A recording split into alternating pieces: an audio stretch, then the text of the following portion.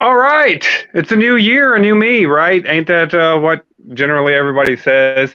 I'm here with what did you say? Wadih. I'm gonna have a hard time pronouncing this man's name, but it's clearly a religious name. Jredini, is that how it's pronounced? Yes, yes. Hi, everyone. Yes, last name is Jredini. My first name is Wadih. Wadih is a Christian name. It's one of the names of Christ because when Jesus said, "Learn from me, for I am humble of heart," Wadih is basically the accurate translation of humble. That's in a nutshell what my name means. In the Middle East, our names still carry some kind of meaning whenever we can, but only recently our children's names are all westernized. We hardly go back to the traditional names. Most people are going by the quote unquote modern names in the West. Oh Lord! And with as ridiculous as some of our names are getting, and I have to know some of them, it'll take a lot of getting used to if y'all are trying to westernize your Eastern names over there because yeah, it's pretty bad over here. But like I think that we built a rapport on Twitter basically, and basically we had the common I don't want to say enemies, you know what I'm saying, because as we all know in the Bible, our the enemy is Satan. It isn't the people who come out and mock and ridicule, but I a lot of the people that we were going after or that we were having engagements with were atheists. And I think that like as far as a Christian, and you're a Christian yourself, we both come from it from the same perspective. So we're a little bit more approachable to the atheist than say, your traditional Christian evangelicals are. So I think that's kind of like why we built that bond, because I understand a lot of what you say and you understand a lot of what I'm talking about. And we tend to talk about the same thing. But you have a book out and it's called the neoliberalism pretty much, and The basically liberal explaining geo the geo-liberalism, which really you got multipolar unipolar parties out there as far as globalism goes. But it's an interesting perspective because globalism is still trying to figure out exactly how they're going to implement their goal, and this has been the way it has been since the days of the Bible. So, do you want to go ahead and let people kind of understand exactly the principles behind your book, what inspired you to write it, and basically, your whole position right now as it pertains to like trying to communicate as a Christian to more secular atheists? Yes, sure, absolutely. Actually, in my book, The Liberal Geowave, which you have so kindly mentioned, I am trying to show to the world why the ancient traditions of the early church are the only sustainable thing for a healthy and thriving society. And the way that I went about it was, first of all, I drew up the history of the church, starting from the very beginning all the way to modern times, from the very beginning of the church. Then I posted the landmarks of major changes in the church, such as the Photien controversy. It's something that happened in the eighth and towards the ninth century. Then the Great Schism between the Eastern Church and the Western Church, the historically known, happened in 1054 when all the Eastern churches separated from Rome, and then you have Catholicism in the West and Orthodoxy in the East. That was the Great Schism. And then after that, the fall of Constantinople in the 15th century, and after it, almost right away, the European Schism, which basically is Protestantism, which produced the Protestant Church. And then after that, the summary rejection of the entire church, which was highly expressed during the French Revolution. That was basically the apex of the rejection of the church, which happened during the French Revolution. And it went all the way downhill from there for everyone who was a believer in the institution of the church, whether they were Protestants or Catholics. We can elaborate on that further if you want later on. But then after that, I delved even deeper into the philosophical reasons behind this transformation in the church, which had ultimately spilled over into the grand society and resulted into the major philosophical developments which we have witnessed during the Renaissance period and the early modern age. This year is a pivotal moment which I have focused a lot of energy on because I knew that breaking the philosophical codes behind the liberal geowave we are all seeing today will help us hope to the possibility that all of this could be reversed or at least annulled. Because if you get back to the roots of it, then maybe you will have a chance. Based on that, along with my initial philosophical understanding of how Platonism was a core influencer in all of Western philosophies, this had allowed me to come with a structure or a hierarchy of sort, which I have later called the dead tree of Neoplatonism. Now I know this is kind of fancy, but this part is a little bit too complicated to elaborate on during the single live stream. But I can say this: by using this structure, I was able to link up the process by which Western philosophy is being degenerative more and more with each cycle. And the more the philosophy degenerates, the more objective truth is lost to be replaced by subjective truth, which is, as you know, it's not truth at all. There's no truth in subjective truth. This is why we find today this rampant trend today among many woke leftists who call themselves warriors, because they will always advocate for personal truth or subjective truth being the only truth of real value, while objective truth is as much of an illusion to them as God is an illusion to the atheists. So you see, it's all beginning to tie up a little bit here. I mean, take a look at feminism. Let's take that for example, and see what they focus on. I mean, they say, "You go, girl. You know, you do you. You're a 10, regardless of your dress size or how many men you might have slept with." Their entire ideology is based on a subjective morality, which goes that if you are genuine with your own self and with your own feelings, then you are perfect just the way that you are. Subjective morality, subjective truth, ignoring the objective facts. This same subjective morality reeks in all woke ideologies.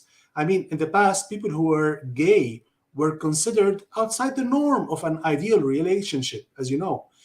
Today, this notion was successfully flipped on its head by giving legitimacy to one's personal identification as being gay or being straight.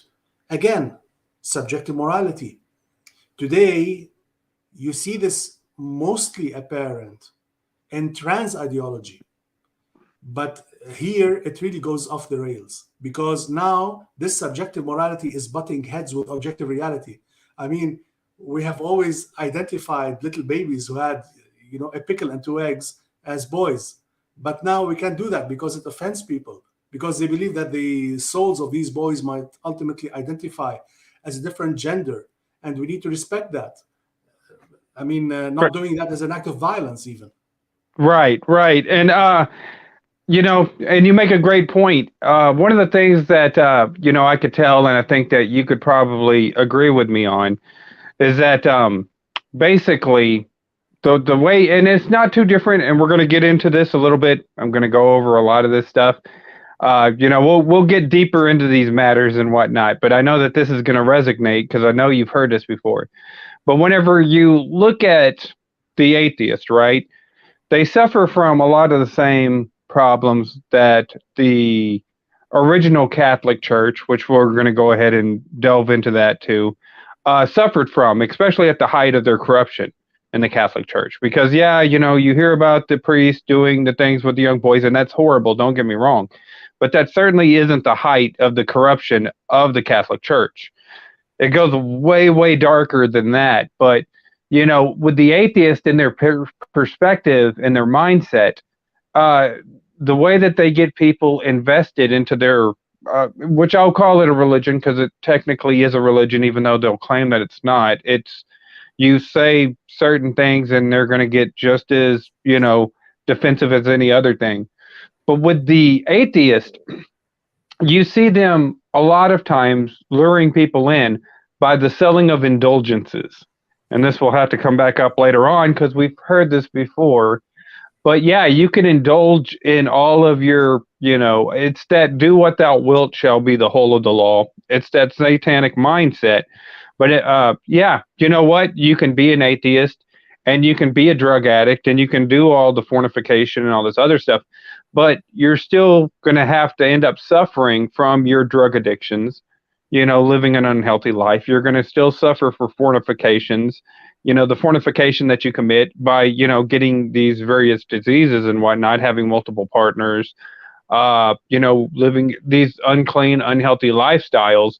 It's basically like it said in Romans, the wages of sin is death.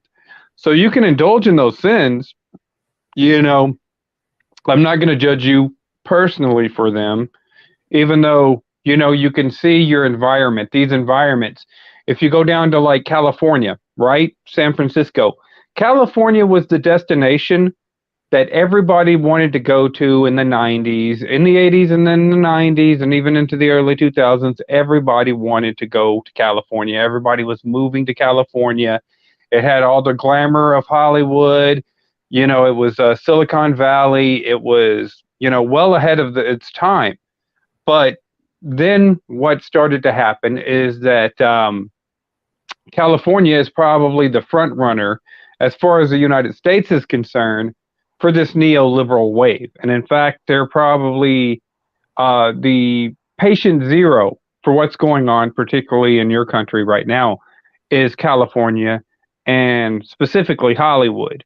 Well, now it's not really a place that you would ever want to live. Like I said, a lot of the stuff that's going on, to me, your neoliberalism, and this is from a biblical perspective, which is basically our neoliberalism here is considered the Democrat Party. But I've said this once, and I've said it, 1,000 times, is that today's traditional liberalism, the neoliberalism that you talk about, the leftist movement and agenda, it's more like a pestilence in the Bible to a degree where it infects people like a parasite. I live in Texas, which is considered a conservative state right now. But before it was conservative, it was pretty much run by the same people. The progressive movement started here, and it was affecting us so bad that we pretty much had to vote them out. We had to vote them all out, and ultimately they went to other places, California, New York. They're a lot like we were probably back in the 90s now. And certainly, you could see the fruits of it. The Bible says you judge a tree by its fruit, and we see the fruits of this neoliberal wave where they'll come out and then they try to pander to people. They try to sit there and get as many people invested in their causes, but it doesn't produce the right kinds of fruits. And whenever this happens, they look at us and then they judge us for their mistakes. Is that kind of like some of the, the stuff that you see going on? Yeah, absolutely. Actually, by the way, because you mentioned Texas and California, I do have relatives in Texas, and I met a few people who lived in Texas. Usually, like you have said, in the early 2000s or late 90s, it was predominantly Democrat, that's for sure. And I'm really glad that this state, such an influential state in the United States, has set course on a more logical bearing, a more logical path. That is important. And I really hope that the same thing would ultimately happen with California, although we are not seeing this going to happen anytime soon. Now, I'm not one to really give you insight. I'm really thousands of miles away from you. But what I can tell you is definitely the things that we are experiencing, the things that we are seeing you experience, people who are um, who are I mean almost conservative. Maybe you are not entirely conservative, but you do at least have some sense of the way that the world should go. And if I'm going to really define what conservatism is and what liberalism is right now today, I would at least put one thing into perspective, that someone who's conservative would at least be taking into account some aspect of objective morality. I think this is very important, because at least you need something to set your bearings on. While the more liberal and the more progressive you get, the more you start to ignore the objective aspects of morality and ultimately reality, because morality is linked with reality. And the more you are objective in your morality, you are objective in your reality. And the more subjective you are in your morality, you'll become subjective in your reality. And definitely we are experiencing this here on our shores in Lebanon. I'm living in Lebanon, in Beirut. And you would think Beirut is definitely, I mean, we are way beyond conservative. We are probably hyper traditional even. But actually, no, Beirut is actually quite liberal, quote unquote, in the Middle East, because we have a very high diversity in our culture due to the many confessions or religions. I mean, you have a third of the population are Christians, between Orthodox and Catholics, and you also have the other third Sunni, and the last third Shiite. So I mean, I'm just giving you a ballpark figure, but basically that's how the country is structured. You also have other minorities like the Druze, but this kind of diversity has always allowed into this country a higher receptiveness towards the West and the Western values. So that's why it would not be far-fetched for you to assume that the LGBT flag was actually one time, raised up high in one of the suburbs in Beirut, and it definitely caused quite the stir. Of course, it was raised in a Christian suburb, not in a Muslim suburb, because that would be shut down right away if it happened in a Muslim suburb. But in a Christian suburb, actually, quite interestingly, the people who shut it down were the people who were liberal amongst us. So definitely, until today, we are not as woke or as liberal as you guys are over there. Even more so, in 2019, in late 2019, there was a revolution in Lebanon, quite a big revolution. I mean, everything was shut down. The banks closed, the government was paralyzed, and eventually everybody resigned, and people were in the streets in the millions.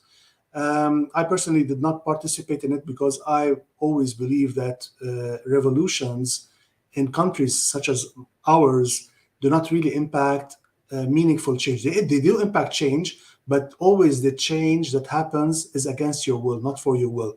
Basically, the people who go to the street, they are just used as fodder for elitist agendas. But I'm digressing here. What I wanted to tell you is, when the revolution was happening in the street, you'd be amazed to know that people from LGBT community, they set up shop over there, and they wanted to educate people on the values of inclusiveness. And people who were Christians, they were on the street, but they were Christians. I mean, some of them were Orthodox, like I am, and they go to my church. And they were surprised, and they went to them and they said, you know what, why are you doing this? I mean, this is not why we are here.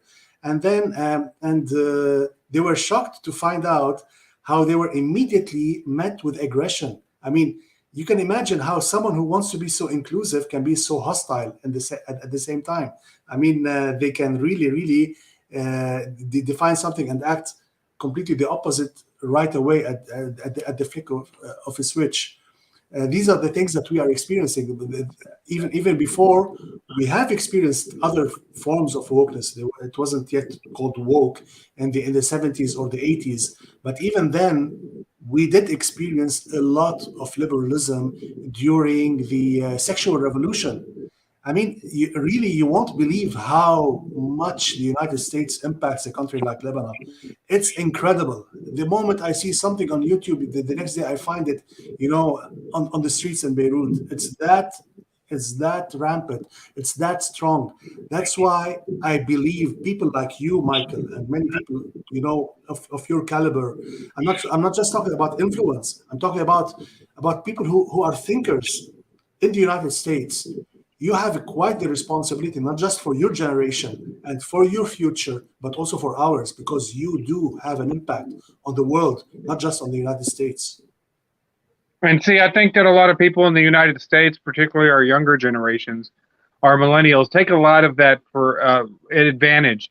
Now, like I said, I've been over to the Middle East, some places, but it's I guess hearing it from you, it's kind of I'm taken aback a little bit because like I said, you have so many great YouTubers on here, like School for Profits, Know Your Enemy, a lot of these that have taken advantage of this, and I think that this is a good segue to get into kind of a little bit more of the meatier part of what we were talking about. But I find it interesting that a lot of this stuff was foretold in the Bible, especially and that's what we were kind of talking about off of air, about kind of how, a little bit about how we got on to what we both do.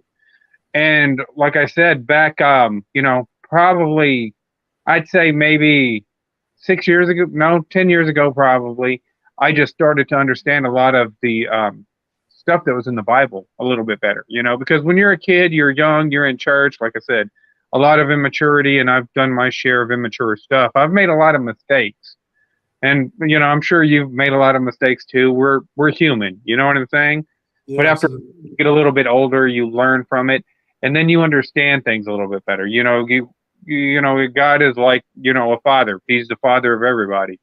And then you can kind of understand your father. The older you get, you understand your father a little bit better. And it's kind of like the same thing it is, as far as Christians go. And so whenever we look at Bible prophecies, and one of the ones that I like to go back to quite a bit is the dream by Nebuchadnezzar that Daniel interpreted about the statue and Yeah, whatnot.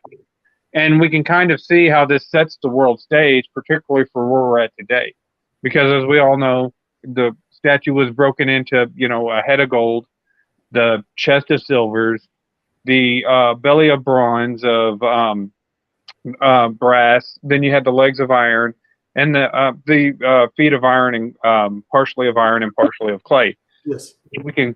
That's kind of where we're at today. Is the feet of iron and clay, because we already know that the head of gold was, of course, Babylon. That was the original kingdom. You know, Nimrod passed one law, and it went worldwide. Everybody had to do it. And then you had the silver, which is the Persian Empire. Then the brass was, of course, the Greek. Greek. And I think every theologian can kind of agree on that. Then you had the Roman Empire, and then you Yes. had the collapse of the Roman Empire. And this is a subject that I went over with a friend of mine. He loves this subject. He likes it. Whenever I talk about this, he's been about it on his show several times. But ultimately, what ended up happening to Rome was Rome ended up collapsing, and this is probably why you get a lot of animosity towards Germany, by the 10 Germanic tribes, which were the Alemanni, the Lombards, the Burgundians, the Visigoths, the Saxons, the Suevi, and the Franks, with the three being that were plucked up, like it says in Daniel's prophecies, with the 10 Yes. horns who were plucked up. The Aruli, the Vandals, and the Ostrogoths were all plucked up, and then up came that Holy Roman Empire. And what would essentially end up leading into the Catholic Church is what it is today. But that's ultimately what led up to, I think, that's kind of like the basic foundation of the where you get a lot of the neoliberalism. A lot of the ideas are incorporated into neoliberalism that were incorporated by that empire at the same time. So while a lot of the people are secular and atheists, they tend to mimic a lot of the stuff that people did in the Holy Roman Empire. Do you want to go ahead and elaborate on that? Because I know you mentioned that, and you have a lot of stuff on, you know, the coming of the papacy, and since Yes. Benedict just died here, or Benedict Arnold, since Pope Benedict died here recently, yeah, I think that would be, yeah, something to go into. Yes, absolutely, absolutely. I just wanted to highlight one point regarding the statue of Nebuchadnezzar. Of course, you are right about the head of gold, the body of silver, the the torso of brass, and then the legs of iron, and then the feet of iron and clay. I just wanted to highlight that since the legs of iron, we do agree that this is the Roman Empire, and this is also validated by another dream of Daniel when he mentioned this great beast that tore up everything in its path, and nobody was able to withstand it. You see, the Roman Empire is traditionally, especially by the West, this is something to really highlight for you and for your audience. The Roman Empire did not end with the fall of Rome. You see, my sect, we are called in Arabic Rum Orthodox. Rum Orthodox. The word Rum is actually a short for Roman. Technically, my sect is Roman Orthodox. Now you would say, what the heck? I mean, how am I related to Rome? I'm not related to Rome. I'm related to New Rome, which is Constantinople, because Constantinople was actually called by Constantine the Great the New Rome. That's what he called it. But then it was called Constantinople. And actually, everybody during the time after the fall of Rome, I'm saying in the 6th century, everybody called the Byzantine Empire, which we know it today as Byzantine, but they used to call them Romans. So if you take this into perspective, you will understand that Rome surpassed the fall of the original Rome by 1,000 years. Those are the legs of iron, not just the Byzantine. I mean, the whole Rome, the entire empire. And it makes sense because how many legs do you have? You have two legs. You know what I'm saying? Good point. Yeah. Good point. Excellent point, which is so true, and that was perfectly described. I mean, definitely it was elaborated by the Great Schism when you have the eastern leg, which was the Greeks, and the western leg, which was the Romans. And ultimately, the things that really accelerated the schism is because there was this diversity of language. And in the East they spoke Greek, and in the West they spoke Latin. I just wanted to just throw some light on this. Then I will go to your point about the papacy. Definitely, you see, like we were discussing before we went to the live stream. I was telling you, I was showing you that how this whole thing is tied up together.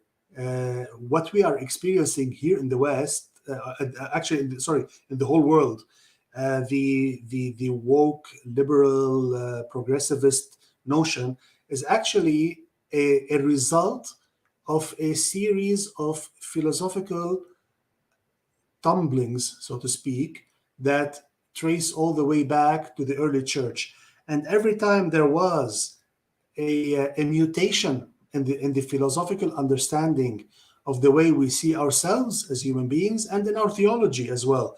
But it actually begins in what we call anthropologos, the anthropology of basically our understanding of ourselves, of humanity, of the human being. Because the way that the West ultimately began to understand the human being, starting by Augustine, it was a more Platonic notion where the mind alone is separate from the body. And this separation between mind and body is what we see actually today being implemented in the woke ideology, and mostly apparent in the transgender ideology, where someone, in his own mind can have a different identity than from his own body. This is all Platonic, actually. It has Platonic roots. It's not Platonic.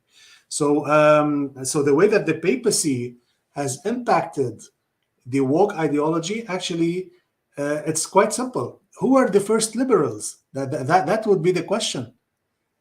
Answering this question would give you the key to the whole thing. And as a matter of fact, the first liberals were the papacy. Because I'll explain to you why. Because, first of all, when the church was one, they were all adhering to the ecumenical councils. What is the ecumenical council? Ecumenical council is basically when the entire church comes together and comes to a bunch of decisions that identify what Christianity is, how they view the Trinity, how they view, humanity, the identity of Christ, the dual nature, and etc. And the moment that the Catholic Church chose its own interpretation of what the papacy is, and its own interpretation, and actually even it chose its own political agenda over ecumenical council decisions that were taken by the church as a whole. This is when the papacy became liberal, because they decided to liberate themselves from the tradition, from the good tradition of the church. That's why the name of my YouTube channel is called The Good Tradition, because I always try to tell people, try to think back, try to take yourself back to the original tradition of the church, because that is where you will find true sustainability for your societies. Ever since then, when the papacy veered off the course of the tradition of the church, things started to tumble down. And that's why when you find Martin Luther, he revolted against the church.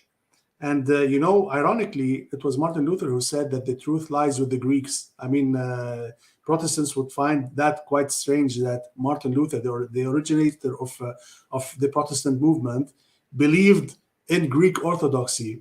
And he said that the truth lies. But basically, why did he say this?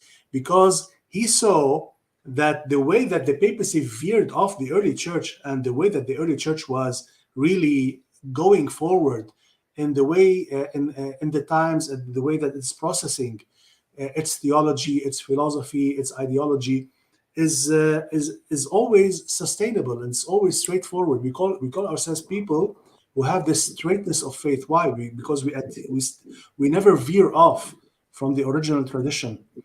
So when the papacy decided to become liberal, then Protestantism liberated itself from the papacy. And then after that, secularism liberated itself from Protestantism and the papacy, and on we go. We ride the carousel from there on. I like the way that you mentioned Martin Luther, because you're right. He believed that what essentially ended up happening with the Roman Catholics is, 500 years after, the New Testament was written, it was already translated into 500 languages. 600 years later, it was reduced down to one. That would be the Latin Vulgate. And, I think it was Thomas Lineker, which was, worked, was one of King Henry's guys that was interested in learning about it, said, either we're, the Latin Vulgate is wrong, or we're not Christians, one of the two.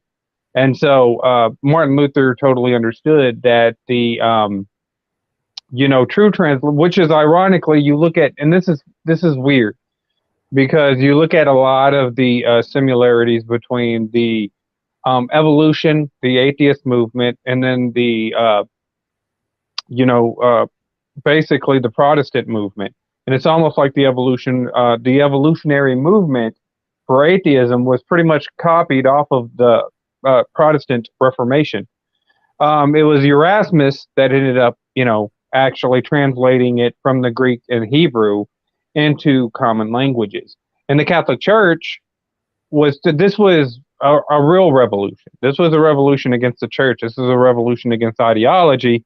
It's not just a Tea Party revolution, like you said, which happened in Lebanon, where they're kind of going and they don't know what they're marching for.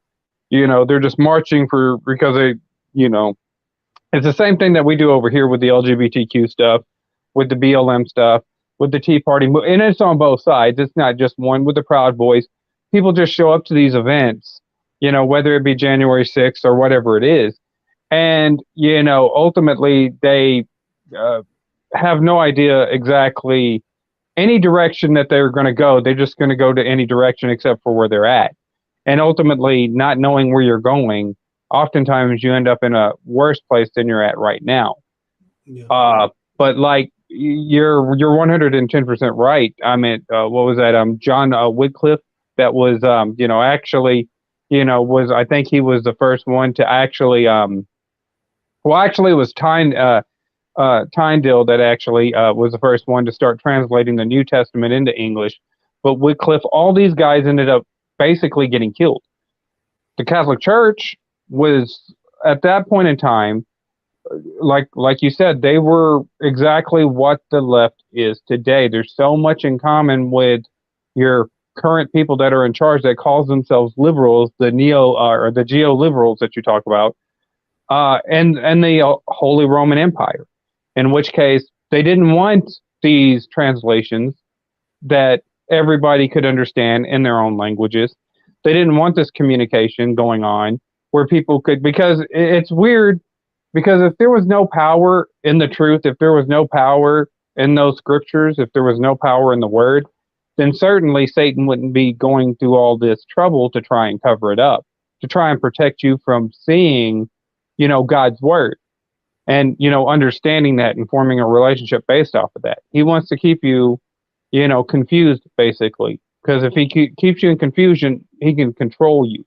And we can sit there and see how he can use these, people and these institutions, much like he used the people in Catholicism, to go ahead and keep the masses dumbed down to where they were. And it says that there yet again, it says that also in the Bible, where it says he will think to change times, laws, and that's exactly what they were trying to do. And for Rome, or the Roman Catholicism and the Holy Roman Empire, which is exactly what Rome ended up becoming, as the Holy Roman Empire. This is exactly what had essentially ended up happening. Yeah, absolutely. Definitely, I agree with you on that. The actually, you also mentioned earlier regarding the dead fruits, the dead fruits of liberalism. The dead fruits begin by with their philosophies, and if you trail back the philosophy all the way back to the medieval times, where the Catholic Church was focused on Platonism on the one hand, and its antithesis, which is Aristotelianism, on the other. And from those, they culminated into the next age, which is the early modern age, into rationalism and empiricism. And then these also, as a thesis and antithesis, they also battled together, and they produced fruits that also ultimately died, they perished, and then they mutated into our modern age into humanism and naturalism. Humanism is the part where you would derive concepts like social Darwinism and transhumanism, and also other concepts like communism and neo-capitalism. What is neo-capitalism? It's basically a predatory form of capitalism, because there were always capitalism, but in modern times, neo-capitalism took over as basically you take advantage of the poor through oppressive systems of governance and financial systems, of course, like the modern banking system, which drains money from the poor into the hands of the rich. And all of these, sorry, go ahead. I was going to sit there and say, because you mentioned neo-capitalism, or we call it here crony capitalism, but it's the same thing as what you're talking about. Ultimately, and I've had these conversations with a lot of secular people, but ultimately it's fascism. Is essentially what it ends up being, is fascism. And because you went on this point, this is one of the bullet points that I had written down. But I mean, like I said, there yet again, you go to scriptures and you listen to the four horsemen of the apocalypse. You know what I'm saying?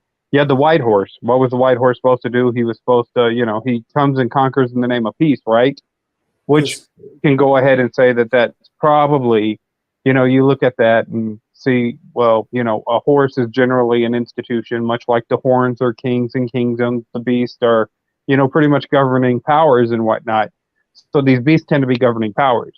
And so we could sit there and say that, Holy Roman Catholicism is probably the rider on the white horse. Then you go to the red horse, right? Which was meant to take peace, from the land and stuff like that. And, ever since communism, which is red, in color, that's what signifies communism. Um, it's red in color. And ever since we've had communism, you've always had some sort of conflict going on, ultimately because communism uh, relies on being in a constant war. They're trying to get us into World War III right now because right now the United States is probably a fascist country. The left is probably right, but they want to go ahead and transition us into a communist country, which is basically full-on military-industrial complex.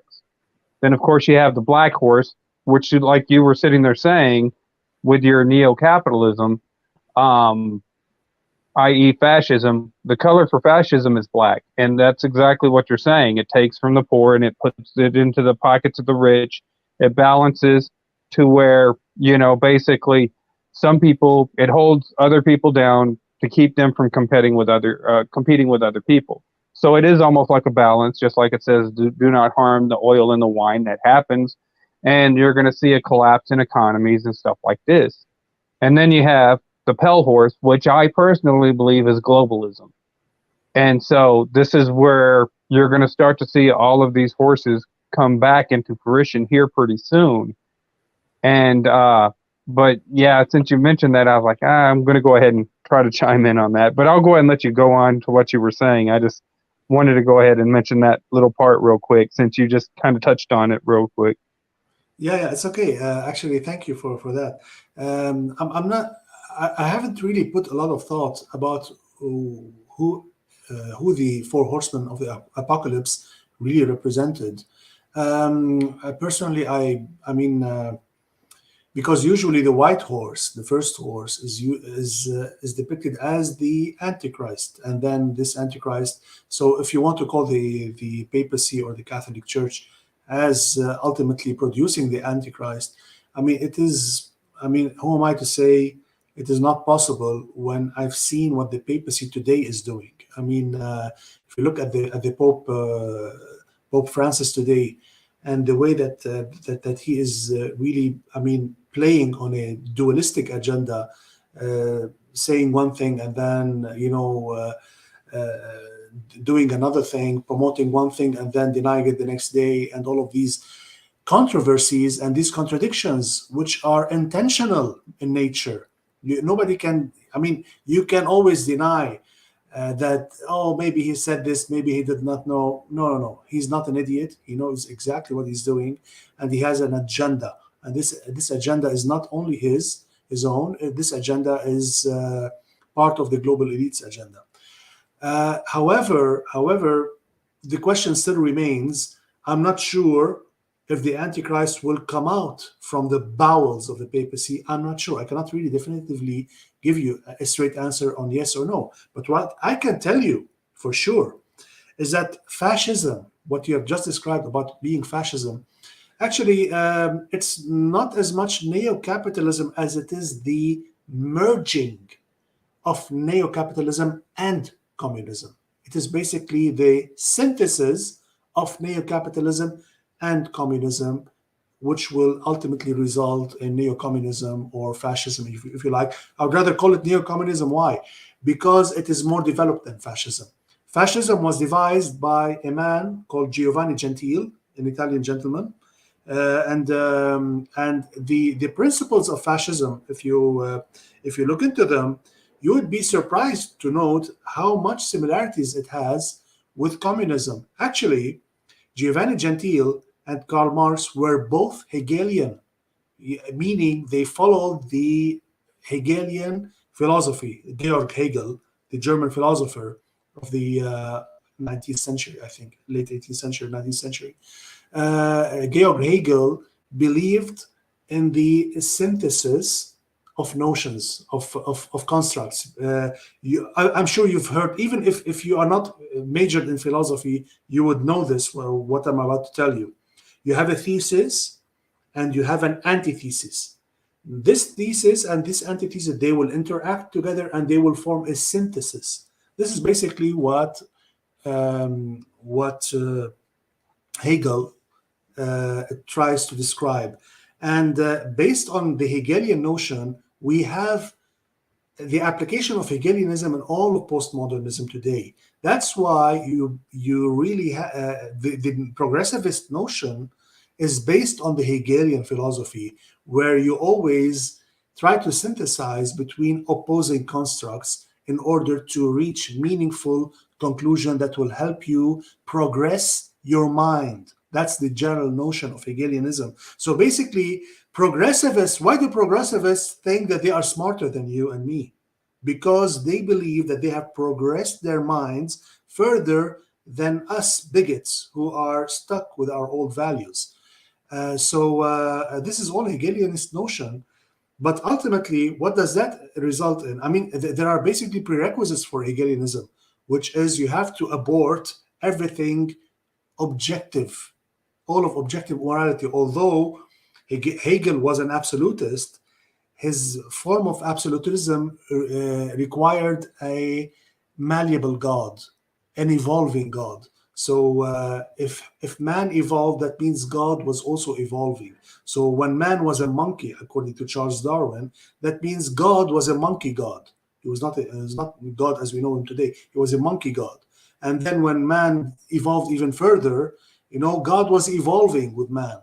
This is a prerequisite for Hegelianism, to have God as an evolving nature who is being actualized with the overall psyche of humanity, the grand synthesis of the human nature. So sorry, I hope I'm not digressing too much. I don't want this to be too philosophical, but the reason why I'm mentioning this is to emphasize how the modern mindset is always geared towards synthesizing notions. That's why I was telling you that fascism, or neo-communism as I would rather call it, is a synthesis between neo-capitalism and the traditional communism. And this is why you find actually in progressivist notions the same kinds of notions that were proscribed by communists a century before. The notions of feminism, these are not new notions. They were actually devised in the USSR a century earlier. The way that a woman needs to be liberated and she needs to become an active producing member in the community, and also the families needed to be units that are more communal in nature. That means the kids should be raised by the entire society, by the entire community. That's why you find today in the school system, the public school sector, that tries to unify the education, because they believe, as a government, for example, your government, the United States, it believes that the children should belong to the state, not to the parents. That's why more and more power is being taken away from the parents. And that's another Platonic concept that you just mentioned right there. That came straight from the Republic, because Republic's right there. Because in Plato's Republics, the children belonged to the state; they didn't belong to the parents, and in fact, the parents didn't even know, and a number of cases, who their kids were. You could meet, somebody, when you're in your 50s or something, you can meet somebody that's in their 30s. That could be your kid, essentially, because the kids were property of the state. These were these concepts that were coming up during the Enlightenment period, what they called the Renaissance. But if you stop and if they stopped and considered the concepts of the Renaissance, a lot of that philosophy, it had its, it didn't really produce the fruits that we can tell. Ultimately, it still ultimately leads into a collapse, which, we tend to find in this country quite a bit.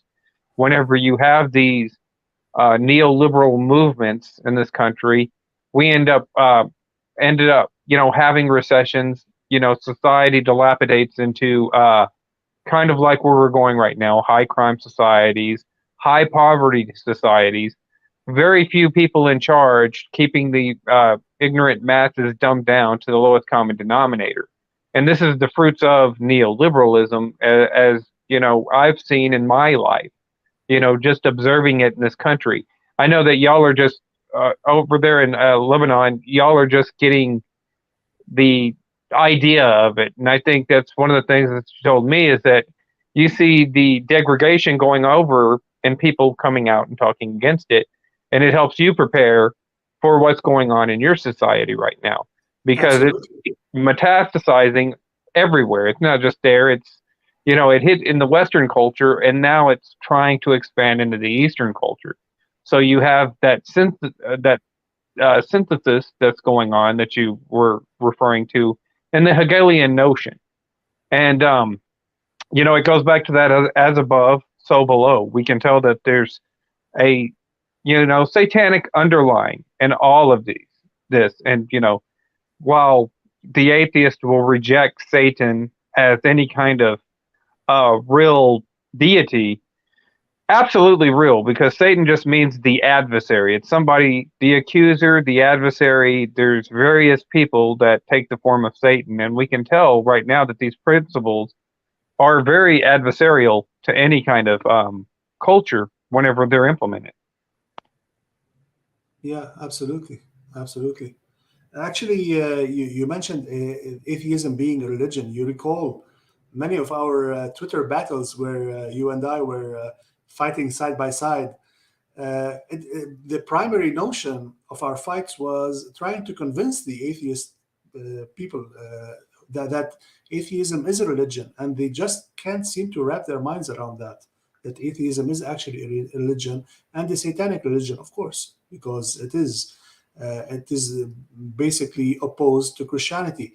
I mean, you never find atheism as rampant as it is in the Christian communities. You might find, of course, you will find Muslims who are also atheists, but it's not going to be as structured and as rampant as you would find it in the Christian community, where because I mean part of the reason, or maybe the main reason, is because the fight is against Jesus Christ, who is the Lord. I'm sorry, are you still with me? Yeah, I'm still. I just Okay. the solo layout real quick since I got my little avatar up. I just went ahead and gave you the solo layout right quick, so you can go ahead and go over your concept. Okay. Thank you. Yeah. So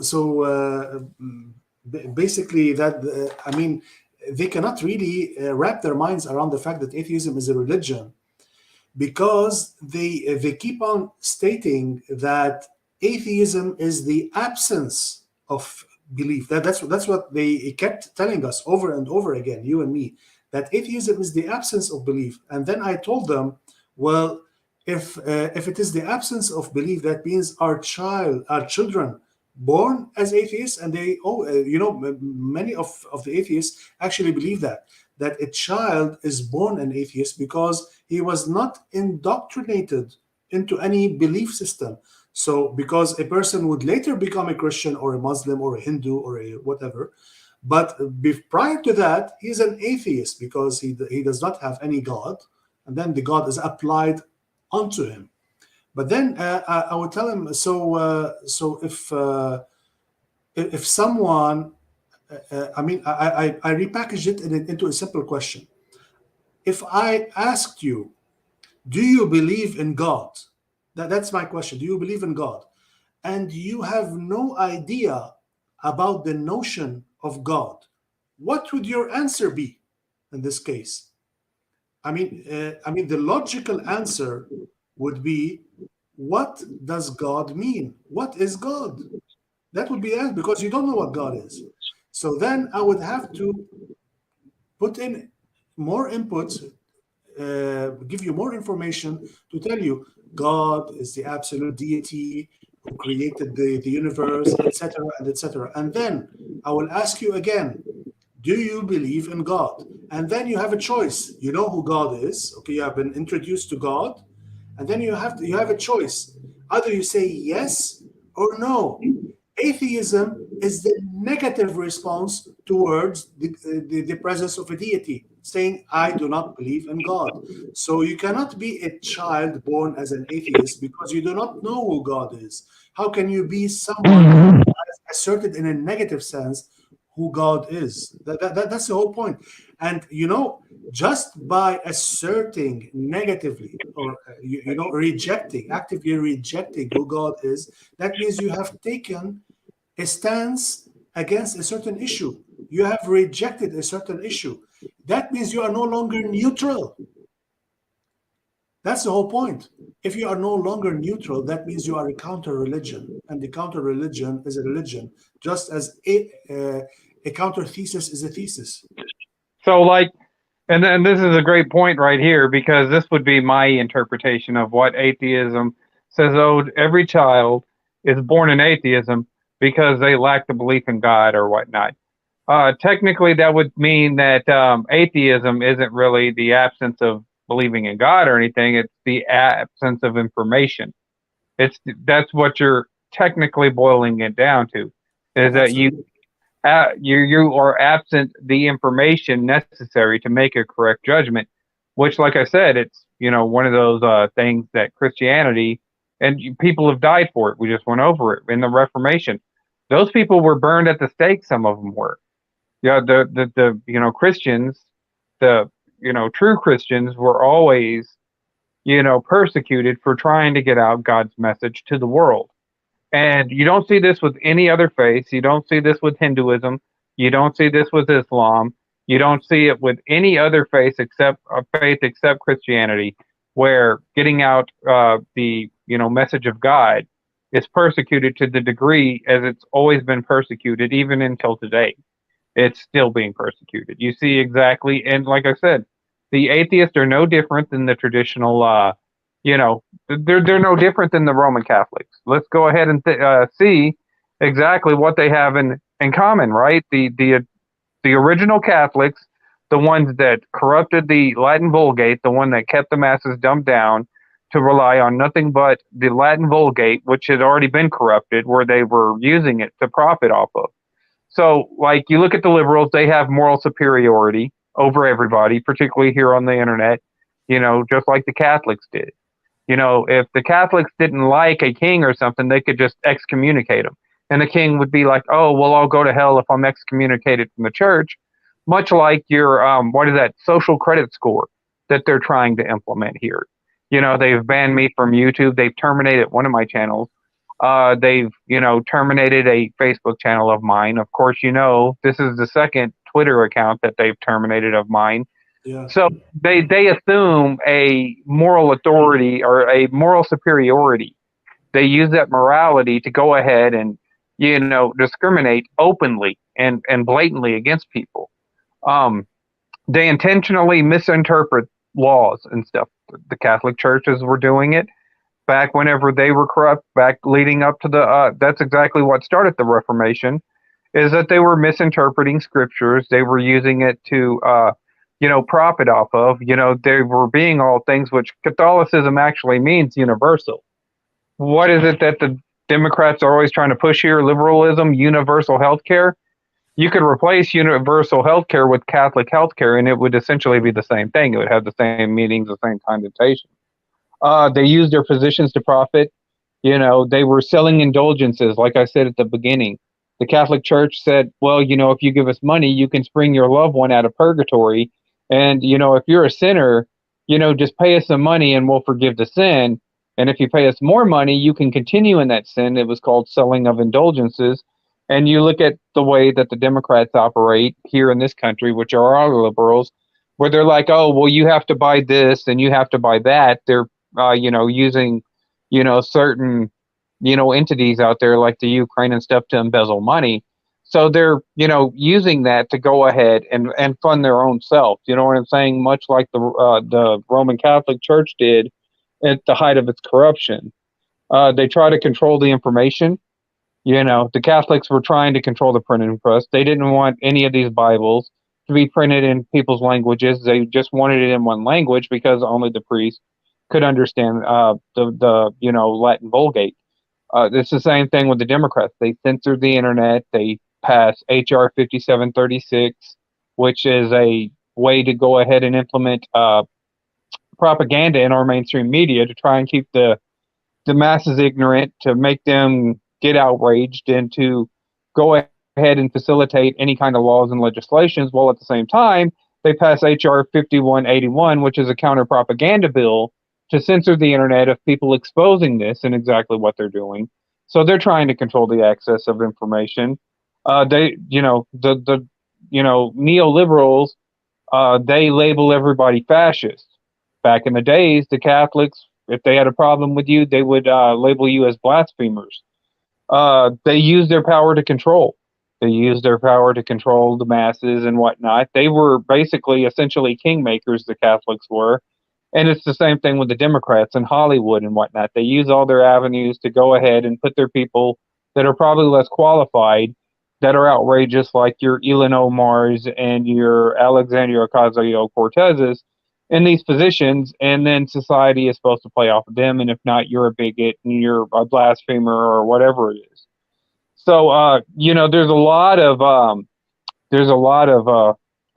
connections right there between the Catholic Church, and it's certainly more connections through the neoliberalism than it is in any other mindset. Yeah, absolutely. Actually, I do agree with you on that. The Catholic system that was implemented in Europe in the medieval times kept being regurgitated into different systems all the way up to modern times. The same system of governance is being applied, but under different guises. Right now, democracy is basically a front. The true rulers do not really change. I mean, the actual people who rule the world. More and more we are getting to know, or at least have an idea of who they are.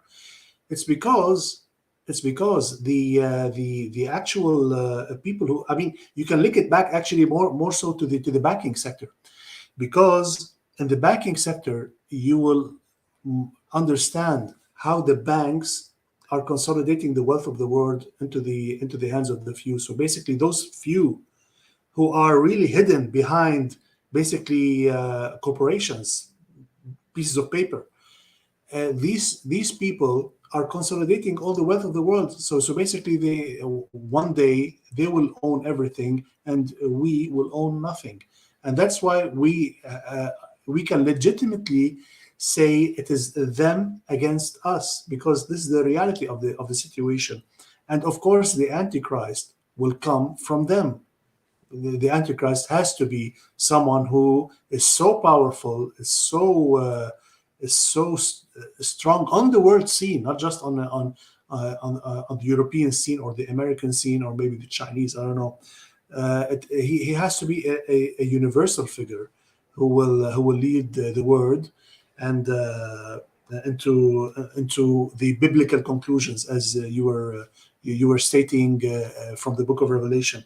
I just wanted to point one thing. It is true that the same system is being applied. I agree to that 100%. But I want to just make a point here that the Catholics themselves, people who are born Catholic or who believe in traditional Catholicism. I'm not talking here about the Catholic system. I'm talking about the people here. Many of them are genuine Christians, and I don't think this is an excuse. We should not allow ourselves the excuse to say Catholics are not Christians because of what's going on in the world where the papal system is being applied in neoliberalism, because the Catholicism has a problem, as you have so elaborately stated, but also Protestantism has its own problems. For example, in the prosperity gospels and so on. The list goes on and on. And also the Orthodox has its own problem. Orthodoxy has its own problems. I mean, not too long ago, there was this bishop who baptized a child who was adopted by by a homosexual couple, and it caused a stink in the Orthodox community. We are definitely behind on the woke stage, but definitely we are on our way. Just like the other two branches of Christianity, which is a shame. Like I was telling you earlier on, that all three branches of Christianity suffer from the woke agenda, from the liberal agenda, and we are all sustaining casualties, whether on the ideological side, the humanistic side, the humanist side. We are losing people to that arena. I mean, we find, of course, we have all seen LGBTQ priests in the Catholics, among the Catholics, and among the Protestants, and now we are gradually following suit among the Orthodox, and just to keep that in mind, not to vilify the Catholics themselves. I do not believe that we should. I believe that we should understand that we are all in the same boat, and we are all suffering consequences and suffering casualties. Yeah, the thing about Catholicism is that, yeah, not every Catholic out there, is aware, of some of the corruptions going on, and there are good people out there that are Catholic. It's not against flesh and blood, but against the principalities that we're supposed to be fighting against. At the same time, it would kind of, I guess, be a little bit, I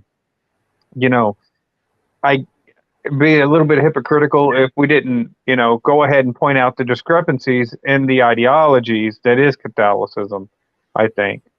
So that's mainly the whole thing here is like, you look at a lot of the pagan concepts as it pertains to like Christmas and Easter. These are actually pagan holidays and whatnot.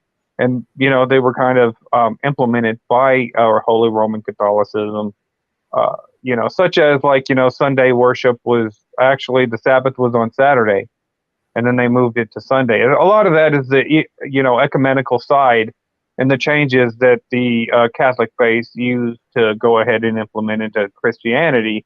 And this is some of the issues that a lot of, I guess, Christians, particularly in this country, tend to take issues with. And we can sit there and see how, to a degree, implementing these things into Christian faith has kind of, into a sense, created that theist and anti-theist type of mentality here, where it's like we said again, that as above, so below. Because the atheists, what they're going to do is they're going to point out, and they're going to sit there and say, well, that Christmas isn't the birthday of Jesus, and it was Saturnalia, and it was come from pagan traditions. So how are we supposed to know? Well, it's not technically a Christian holiday. Not all Christians celebrate Christmas, just like not all Christians celebrate Easter. They celebrate the more Feast of Unleavened Breads and the stuff like that. There's more. It's funny that it seems like anything can be diverse except for Christianity. That can't be allowed to the atheist, because if there's a diversity in Christianity, if Christianity is sound, well, then that means that they're probably wrong. See, it has to be like, okay, well, you're right and to a degree, and I'm right to a degree. That's how they get it to work. But as a Christian, you can't make these concessions. It's just, we believe that, the creator God, the living God, and a lot of the other gods, this is the one that I absolutely love from atheists whenever they talk about it, because they always bring this up. And I kind of have to roll my eyes at it. I forget how many gods there are out there, but I'll go with whatever they say, which is like 3,000 gods out there, which is probably extremely more by now. But there's 3,000 gods out there. I just believe in one less than you do. And Yeah. okay, They well, always use that argument. yeah, they always use that argument. Well, the whole deal is that all of those gods existed at one point in time. They were based off of, a lot of them, most of them originated from the Babylonian kingdom. But the deal is the difference between those 3,000 Yeah, gods and actually, God. Oh, go ahead. I'm listening. Can you hear me? yeah, yes, of course, of course. I was gonna. Um, Yeah. no, I just want to emphasize, uh, you know, because you were mentioning about regarding the. I'm sorry. I'm trying to remember at this point. I just lost my train of thought. You mentioned earlier regarding the Latin Vulgate. Let me start there.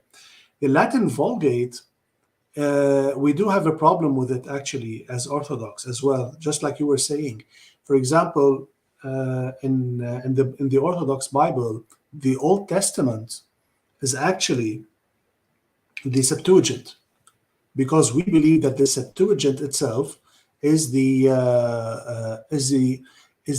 best expression of the Old Testament. Of course, you know about the this version. It's basically the Greek version that was interpreted. That was translated by the Jews themselves in 300 or 350 BC. So, anyways, another point regarding this is that you see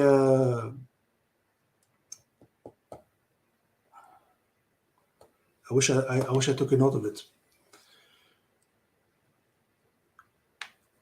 Do you have anything to say? Just because I need to compose. Sorry, I was My, over my, here. The comments from the one troll over here that keeps creating sock accounts to yeah, make I've noticed that. comments. Yeah, it's one guy. It's just he has no life. So, but Mm. yeah, this is him. He's still living back in 2013, I think. So, yeah.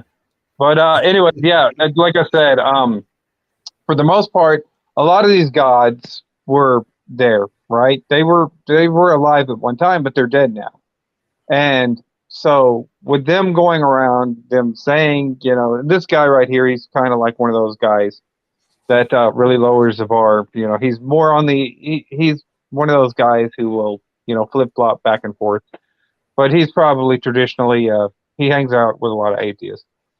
But I mean, that's the fruit that they produce. It's the fruit that atheism produces.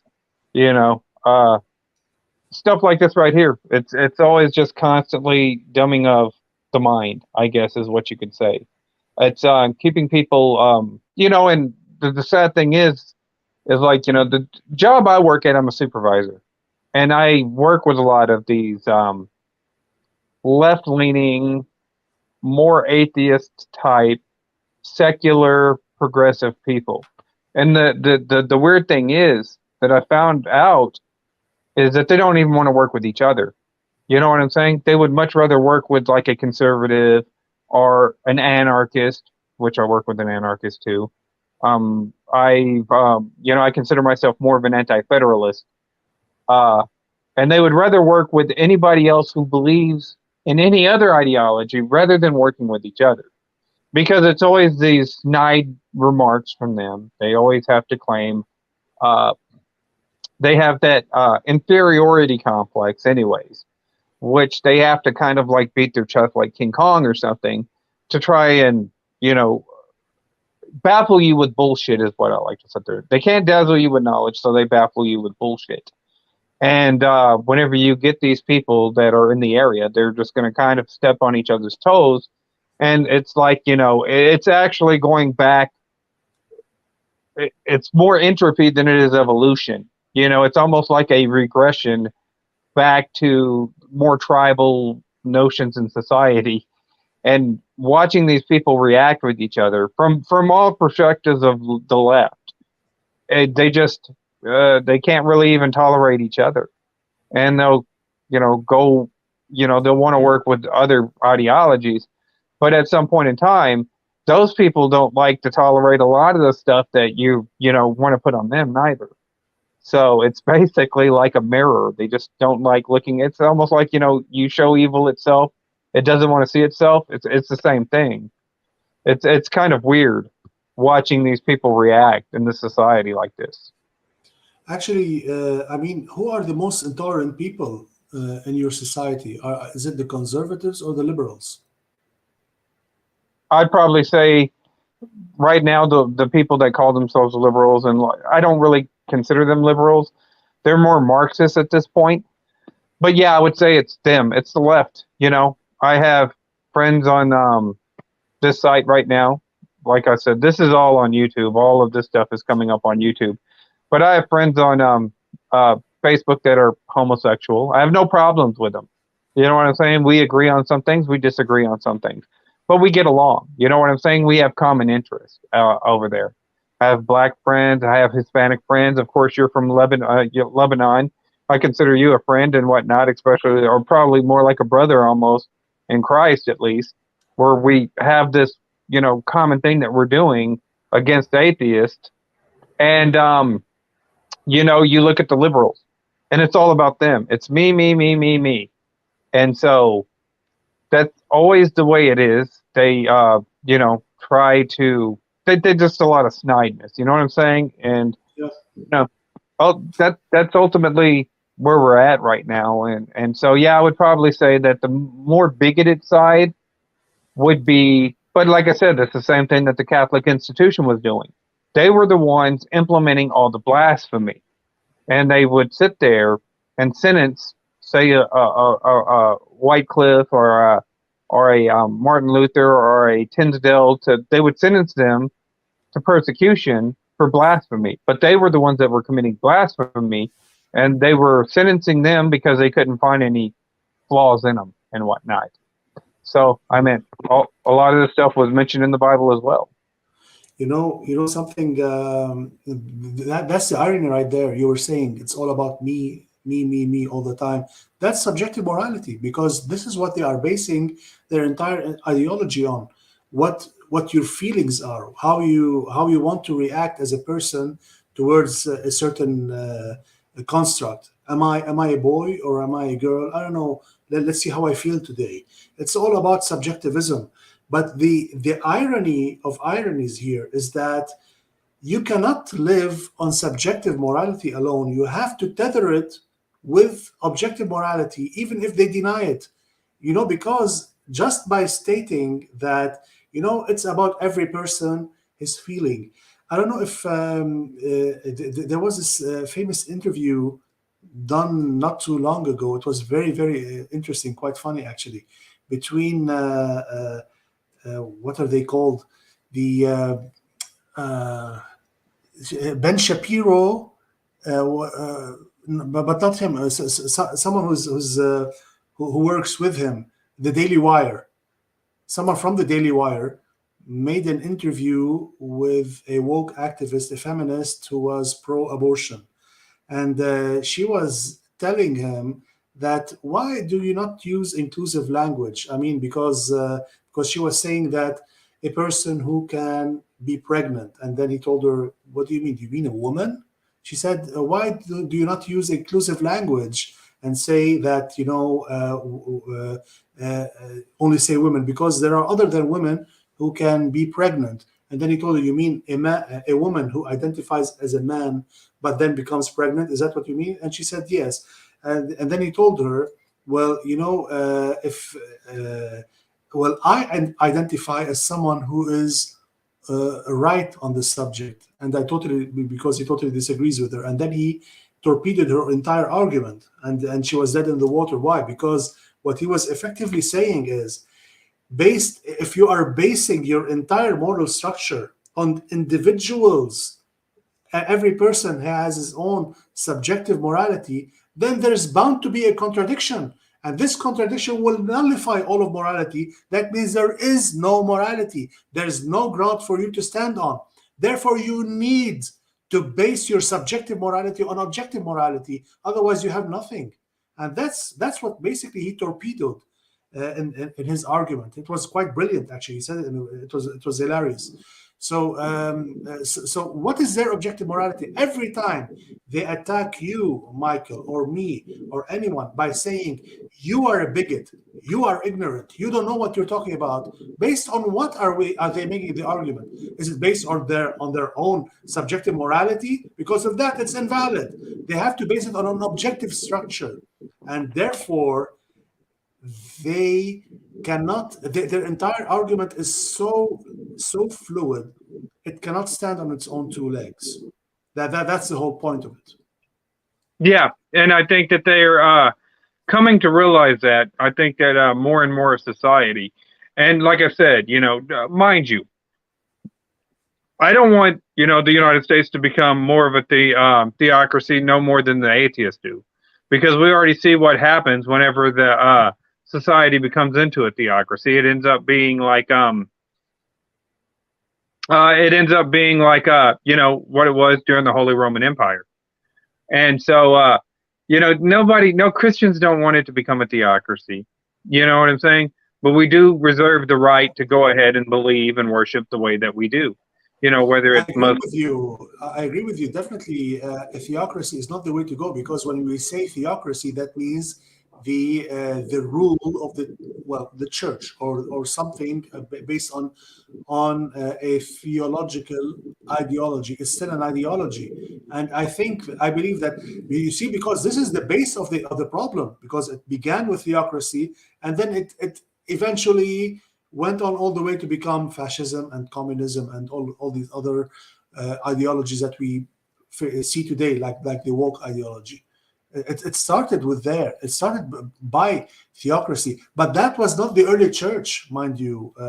It's very important for us to differentiate how the early church saw the way that a government should function, with what eventually mutated to the papacy and to the papal structure and to medieval Western Europe, where the Pope gave the legitimacy, like you were saying, he gave the legitimacy to the various kings. They needed the Pope, and the Pope needed them, and it was basically a game of cat and mouse. Because sometimes when the Pope was too powerful, he imposed his term on the king, and at other times the king was too powerful. Sometimes, during the time when the papacy was split, and there was the Avignon papacy. There was, I think they called it the Iron King, King Louis. I forgot his name. He was dubbed as the Iron King. He basically sent people to the Pope because the Pope declared him to be a heretic, and then he sent people, and they basically slapped him around a little bit, and they showed him who's actually boss. So this is just to show you that it's not always the Pope who had the supreme power. It was basically a game of cat and mouse between the Pope and the kings, depending on who had more power. And but ultimately, it was the entire system that was flawed. Going back to the early church, how was the system actually functioning? You find in the ancient Roman system after Constantine the Great.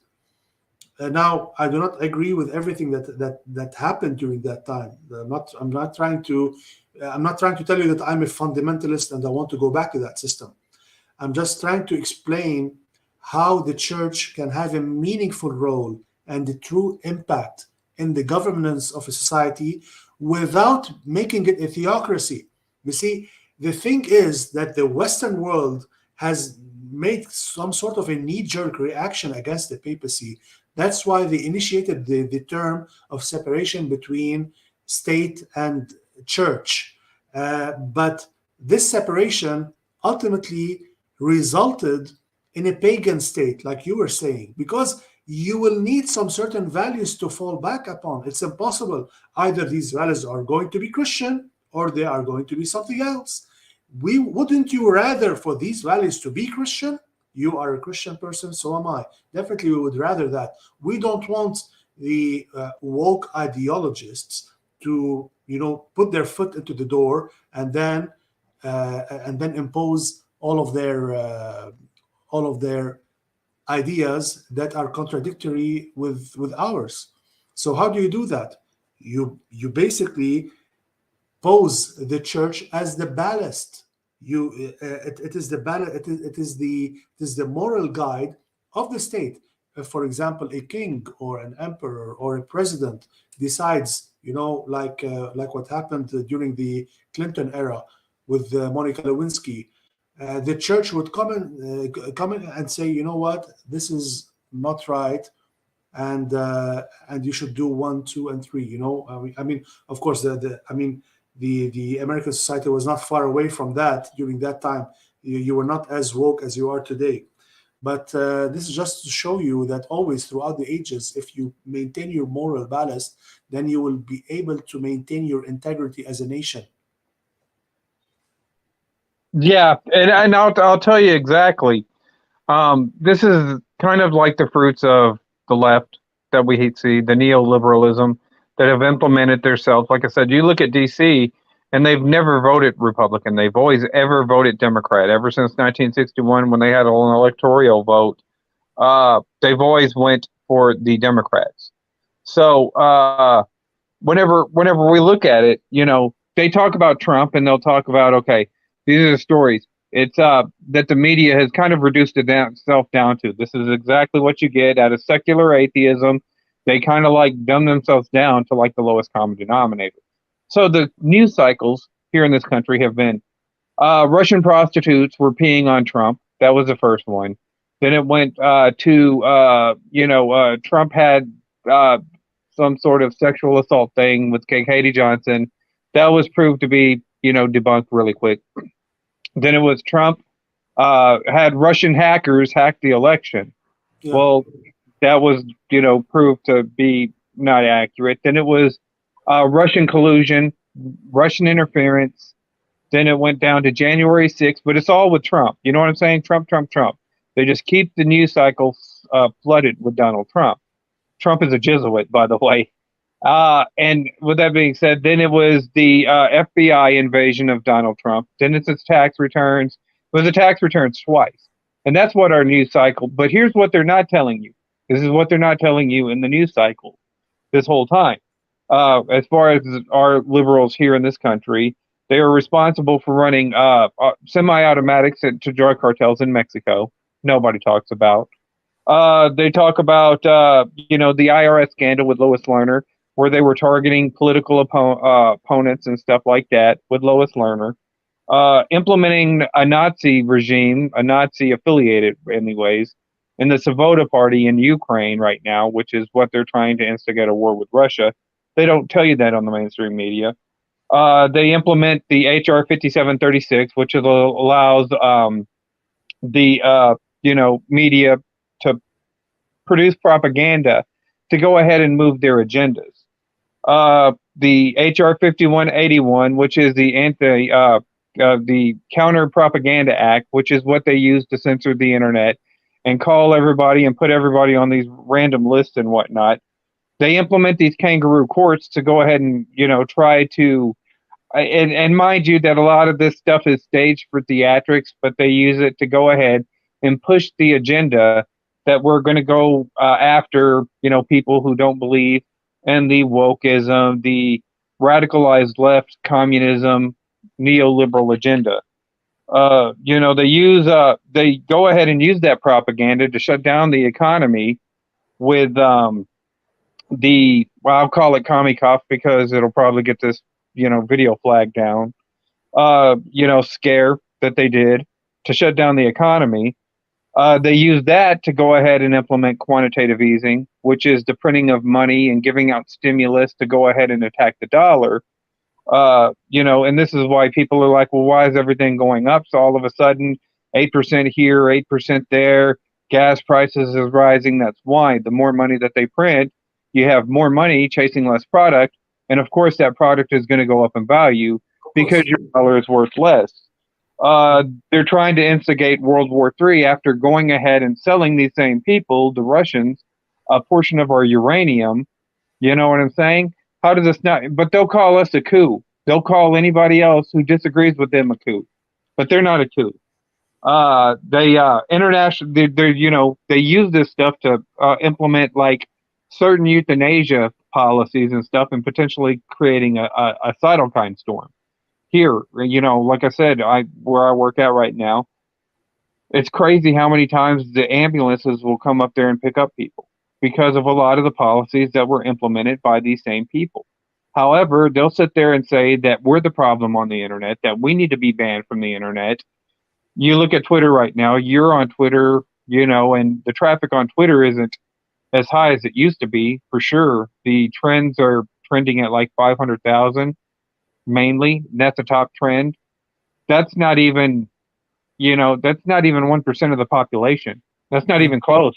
That's not even 0.5% of the population. Whenever, you look at YouTube right now, and I was telling you this before we went on air, I said that you should probably open up a Rumble because you're going to probably get a lot more traffic on Rumble right now than here on this platform that I'm on, which is YouTube. Because, like I said, right now I tend to go to Rumble because there's less advertisements. I can just play the video in my car and I can listen to it on the way to work. And, it's just more, usable right now than YouTube is becoming. Plus, YouTube tends to censor a lot of your, subscribers. They, if you have content on there or even content that you purchase, that doesn't mean necessarily that you own it. They can just go ahead and get rid of it anytime because they themselves don't own the content. So this is what we're looking at right now, but nobody talks about this kind of stuff. And as soon as somebody else does talk about this kind of stuff, well, then you're a threat to them.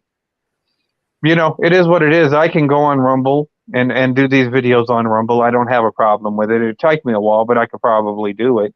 BitChute's another place that I could probably upload this on. You got Minds, you got Gab, but a lot of people are still stuck on Facebook. A lot of people are still stuck on YouTube.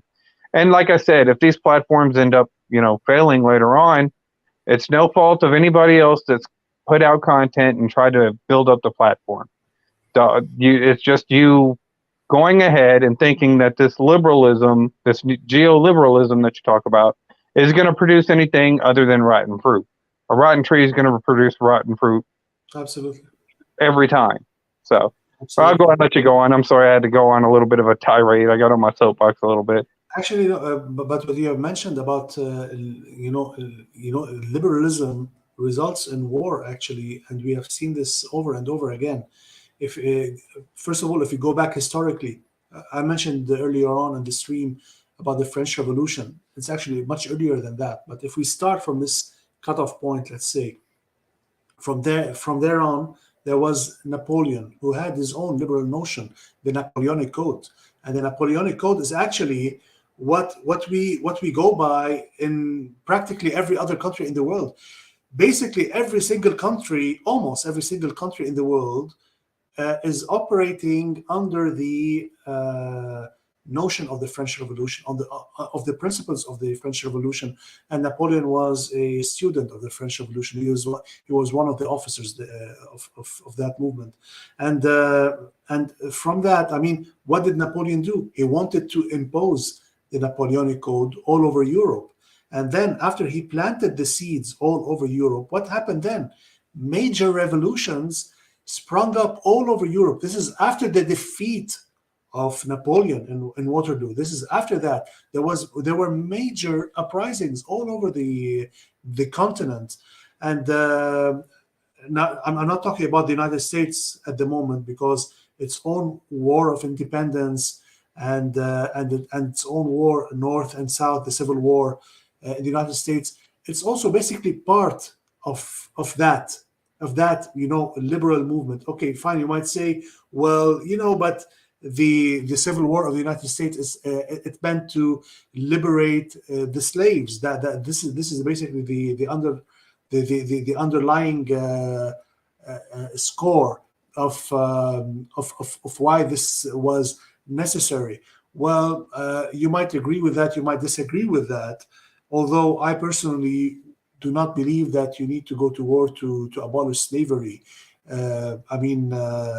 The United Kingdom did not have to go to an actual war to abolish slavery from its own country. Yeah, the Civil War was fought because of the imposition of the moral tariff.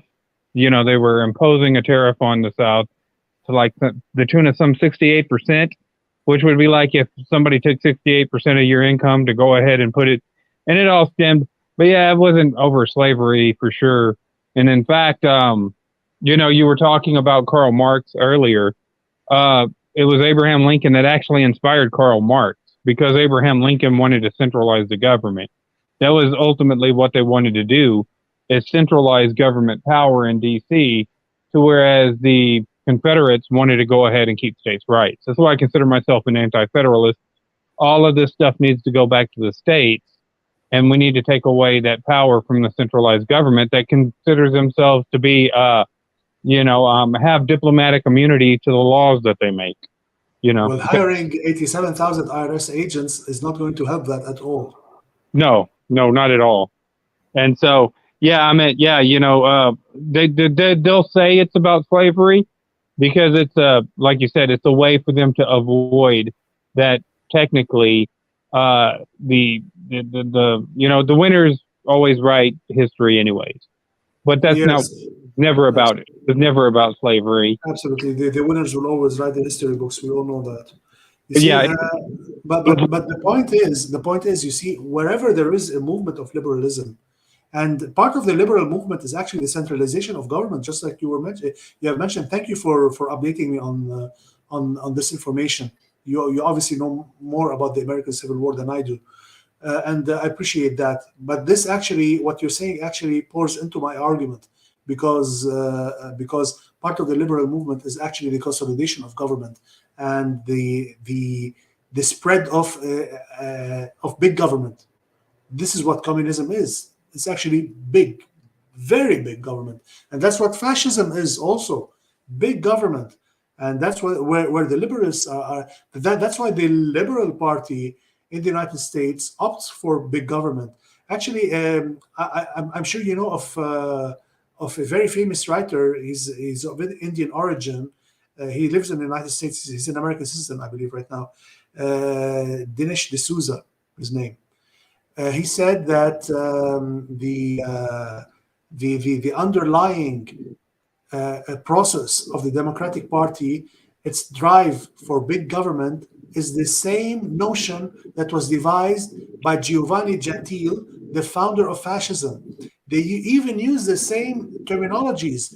If I just send you the quotes that are devised by the Democratic Party and tell you that these are quotes by Giovanni Gentile, the founder of fascism, it would be very easy for me to convince you of that, because this was practically his ideology, which they are following today. So definitely. So the point is of all of this is that wherever you find liberalism, you find conflict, revolutions, and war over and over and over again. I'm not just demonizing the Liberal Party in the United States, because the Republicans are also to blame in part sometimes. For example, if you take George Bush Sr., in his speech to the Congress, United States Congress, when he said, "This is a new world order," what he was promoting was peace. That's what he was saying. He was saying, we want peace and we want fairness. But ultimately, what did we get? Did we get peace? No, we got war. Did we get fairness? No, we got quite the opposite. This is why it is actually not a cliche to say that always take the opposite of what the politician says. Is actually the reality. Always take the opposite of what the politician says, because every time a politician talks about peace, he's actually talking about war. And every time he's talking about fairness, he's actually talking about enslavement. And this is what we see in today's society after 30 years since the invasion of, or 20 years since the invasion of Iraq. Yeah, and I totally agree with that, and especially like right now we have, Biden doing pretty much the same thing as Bush did, what was it, about, 30 years ago. And it's one of those things where, it's like that hidden hand stuff that they use for the Masonic stuff. And if you went back, which, maybe we'll have to sit there and come up with because I want to go ahead and bounce some stuff off of you as far as it regards to like Revelation, the Antichrist, the end times, and stuff like that. Maybe in another episode or whatnot. But Sure. my battery is getting kind of low because this We've thing, been on for a while. yeah, and it eats up on battery. So I'm going to go ahead and wrap it up. But I want everybody to know right now that is watching that's not Robbie Battle, that actually probably can understand the concepts that are going off. And I know that there are some of y'all that would probably, especially on Facebook, that see this, that are going to be more rational about it. But I left his link in the description, so go check out his channel. I know I've shared it on Facebook before. The link to his channel is in the description. Go check it out. Maybe you'll learn something, Robbie, if you do subscribe. But I wouldn't expect him to contribute a lot because you've seen how much he contributed in the comment section. But everybody's welcome. Yeah, everybody's welcome. But yeah, it's good to have you on, man. Like I said, I've been subbed to your channel. You know, I was impressed the way you handled yourself on Twitter whenever I was on there before they terminated my account, on the way that you were able to go ahead and handle the atheists on there. And like I said, you know, there's certain atheists that are kind of like Robbie here. They're, you know, this is that atheist that you were talking about at the beginning of the video, that you were saying that you're never going to be able to communicate with them. They don't care to learn. They're just there to create confusion and whatnot. And it's kind of like some of the Christians evangelicals that play with snakes and just constantly try to dumb down, and none of that has anything to do with Christianity. You know, so you get it from both sides. There's, you know, bad people on both sides, and, you know, he'll continue to do what he does. And I mean, I hope it didn't distract you too much, but no, it's okay. Just a little bit. Yeah, you It's can okay. Go ahead and plug your channel real quick and let people know what you're about and to go sub to you, and then I'll go ahead and wrap it up. Sure. I still should I put it in the private chat? You could put it in there, but like I said, it's already in the descriptions. I've got the description already of this video. All right. Yeah, I always put it up whenever I upload a thing. I'll put the channel in the descriptions. But yeah, go ahead and tell them what you're about and what your channel's about, and you know, the name of it and stuff. Yeah, sure. The channel's name is The Good Tradition. It's because the aim of this channel, and my aim in general, is to introduce people to the original tradition of the church. And because I truly believe with the bottom of my heart that the only way a society can be sustainable is by going back to the roots of our society, and that is the early church. Because every other system we are trying is simply not sustainable. If we look at our history, it's simply, there's no way to sustain that. And I have actually presented a few arguments already. I mean, although it is still a very new channel on YouTube, and I'm planning to open up on Rumble, God willing, as your suggestion, Michael. But I have already presented a few arguments as to why the other systems are not sustainable and why we need to go back to the early tradition of the church. And that's the matter in a nutshell. Of course, I've explained a lot of, if you want to go further and to delve deeper into the underlying philosophies of the modern world and how it relates with the ancient world, then my book is also on Amazon, The Liberal Geo-Wave, and you can check it out over there. Yeah, and I suggest anybody that has these questions, a lot of the stuff I think that you know, I'm kind of familiar with, as we've, you know, had conversations before on Twitter and we've went back and forth. But I'm going to definitely have to check that book out myself. It sounds like a great book, probably a good, you know, Christmas present. You know, I know Christmas has already passed. You can get it for next year. But definitely, yeah, I hope you will enjoy it. Yeah. But anyways, I'm going to go ahead and wrap this video up. You people tell me what you think. You like, sub, do what YouTube and Facebook. I'm, you know, eventually Rumble whenever I get on there too. I'm taking my time, dragging my feet, getting on there. But yeah, just do what they tell us to do to get over. And for now, we're out.